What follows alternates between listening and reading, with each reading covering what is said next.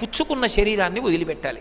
అదే పెద్ద ఏడుపు. ఏడుపుల్లో కల్లా ఏడుపు ఏమిటంటే ఇవాళ ఉన్నానని ఏడుపు కాదు, రేపు ఉంటానా అని ఏడుస్తూ ఉంటాడు.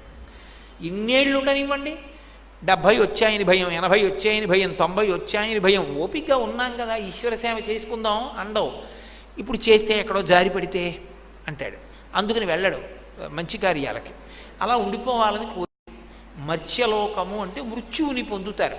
కాబట్టి ఆ శరీరాలతో ఉత్తమ లోక ప్రవేశాలు ఉండవు, సాధారణంగా ఉండవు. ఎవరో ఉంటారు మహానుభావులు, ఏదో దిలీపుడు లాంటి వాళ్ళు వెళ్ళారంటే కారణం వశిష్ఠ మహర్షి తన కమండలంలో ఉన్న జలాల్ని తీసి దిలీప మహర్షి యొక్క రథం మీద జల్లాడు. అందుకని అది అంతరిక్షంలో ప్రయాణం చేసి ఇంద్రసభలోకి ప్రవేశిస్తుండేది తప్ప అన్ని రథాలు అలా పెడతాయి, అందరూ పెడతారంటే సాధ్యం కాదు. అర్జునుడికి ఇంద్రుడు అనుగ్రహించాడు, వెళ్ళాడు.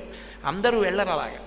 కాబట్టి మీరు మర్త్యలోకంలోకి వెళ్ళిపోండి అన్నాడు. ఈ మాట అనగానే వాళ్ళ ముగ్గురికి వాళ్ళు చేసిన తప్పు జ్ఞాపకానికి